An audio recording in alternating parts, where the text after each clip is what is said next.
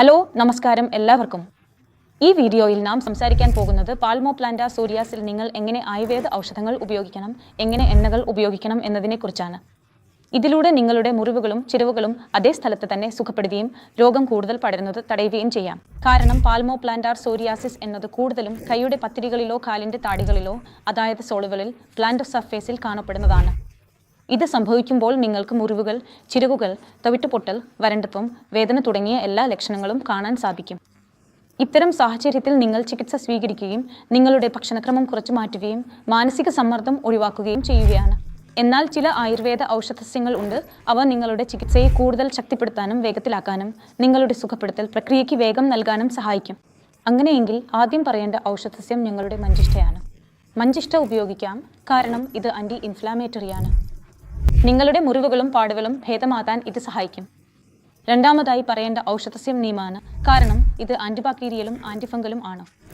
അതിനാൽ ഏതെങ്കിലും മുറിവോ പിളർച്ചയോ ഉണ്ടാകുമ്പോൾ അപ്പോൾ ഇൻഫെക്ഷൻ വരാനുള്ള സാധ്യതയുണ്ടെങ്കിൽ അതിനെ നിയന്ത്രിക്കാൻ ഇത് സഹായിക്കും.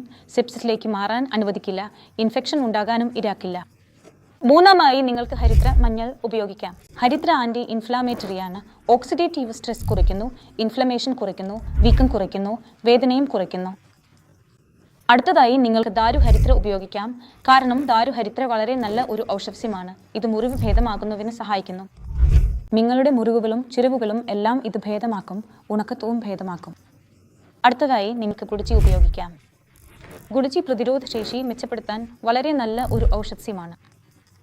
അതിനാൽ നിങ്ങളുടെ പ്രതിരോധ സംവിധാനം നിങ്ങളുടെ വിരുദ്ധമായി പ്രവർത്തിച്ച ചർമ്മ സെല്ലുകളെ ലക്ഷ്യമിടുന്നുണ്ടെങ്കിൽ അതിനെ ഇത് നിർത്തുകയും നിങ്ങളുടെ അനുകൂലമായി പ്രവർത്തിക്കുകയും ചെയ്യും. അടുത്തത് ബഗൂജിയാണ്, കാരണം ബഗൂജി ചർമ്മ സെല്ലുകൾ പുനരുജ്ജീവിപ്പിക്കാൻ വളരെ നല്ലതാണ്.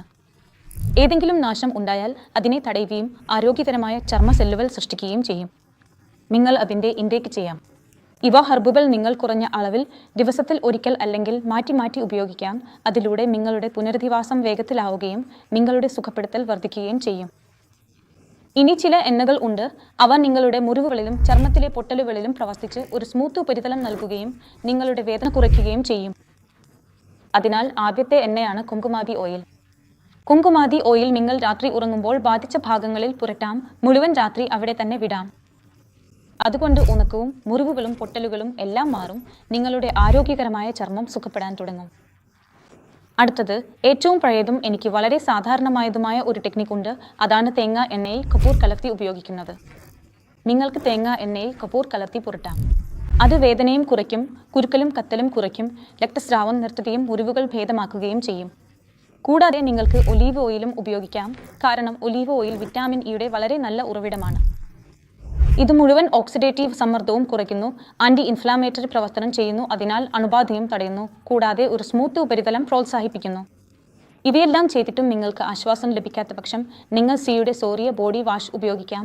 അതിലൂടെ ഉണക്കത്വം കുറയും. നിങ്ങളുടെ ചർമ്മം ആരോഗ്യകരമായ രീതിയിൽ മെച്ചപ്പെടും, ചർമ്മം സുഖപ്പെടും. കൂടാതെ നിങ്ങൾ സോറിയ ബോഡി ലോഷൻ ഉപയോഗിക്കാം. അതിലൂടെ ഉണക്കത്വം ഉണ്ടാകില്ല. ഉണക്കത്വം എത്രത്തോളം തടയുന്നുവോ അത്രത്തോളം മുറികളും പിളർച്ചകളും കുറയും, നിങ്ങളുടെ സുഖപ്പെടലും വേഗത്തിലാകും. അതിനാൽ നിങ്ങൾ ഇത് ഉപയോഗിച്ച് നിങ്ങളുടെ പാൽമോപ്ലാന്റ സോറിയാസിസ് ഭേദമാക്കാം. ഇത് നിങ്ങൾക്ക് ചെയ്യാൻ കഴിയുന്നില്ലെങ്കിൽ ദയവായി താഴെ നൽകിയിരിക്കുന്ന നമ്പറിൽ എൻ്റെ ടീമുമായി ബന്ധപ്പെടുക.